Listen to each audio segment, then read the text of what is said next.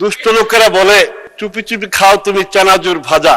আমরা আপনাদের চিন্তার দৈন্যতাকে আমরা ধিক্কার জানাই। দিবাস্বপ্ন আপনারা দেখেছিলেন নির্বাচনের আগে।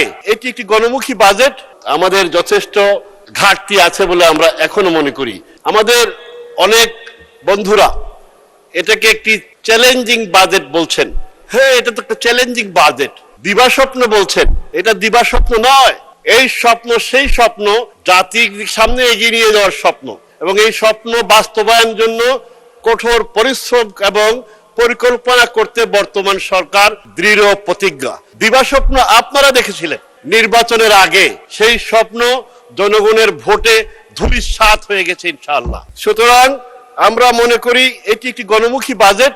যারা এটা চানাচুর বলেন, দুষ্ট লোকেরা বলে চুপি চুপি খাও তুমি চানাচুর ভাজা। সুতরাং চ্যালেঞ্জিং বাজেট আমরা স্বীকার করি, এবং এই চ্যালেঞ্জকে মোকাবেলা করার জন্যই তো আমাদের এই বাজেটের বিভিন্ন পদক্ষেপ রাখা হয়েছে।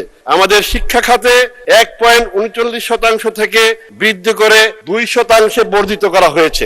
এই বাজেটেই ওয়ান টিচার ওয়ান ট্যাব ব্যবস্থার জন্য বরাদ্দ রাখা হয়েছে। প্রতি সপ্তাহে সর্বোচ্চবার বিকাশ পেমেন্টে 50 জন হবেন পেমেন্ট চ্যাম্পিয়ন। জিতে নিন টিভি সহ আকর্ষণীয় সব প্রাইজ। ওয়াইফাই এর জন্য প্রয়োজনীয় সুযোগ সুবিধা রাখার জন্য বরাদ্দ রাখা হয়েছে। বিনামূল্যে পোশাক, স্কুল ব্যাগ এবং জুতা প্রদানের জন্য আমাদের শিক্ষার্থীদেরকে সেই জন্য বাজেট রাখা হয়েছে। বাধ্যতামূলকভাবে তৃতীয় ভাষা শিক্ষার প্রয়োজনীয় ব্যবস্থা করা হয়েছে। শিক্ষার মান উন্নয়নের জন্য প্রয়োজনীয় নজরদারি রাখার জন্য শিক্ষা মন্ত্রণালয়কে বিশেষভাবে আমরা অনুরোধ জানাই।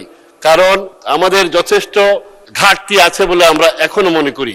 এটা একটা চ্যালেঞ্জ যে শিক্ষা ক্ষেত্রের মান উন্নয়ন করার জন্য প্রয়োজনীয় প্রশাসনিক এবং উদ্যোগ গ্রহণ করার জন্য আমরা আপনাদের দৃষ্টি আকর্ষণ করছি। মাননীয় স্পিকার, আমাদের এখানে মিড ডে মিলের ব্যবস্থা করা হচ্ছে। প্রাথমিক বিদ্যালয়ে মেয়েদের স্নাতক পর্যন্ত আমি বলেছি বিনামূল্যে পাঠদানের ব্যবস্থা করা হচ্ছে। সুতরাং আমরা মনে করি যে এটি একটি গণমুখী বাজেট। আপনারা কিভাবে মনে করেন সেটা আমরা আপনাদের চিন্তার দৈন্যতাকে আমরা ধিক্কার জানাই।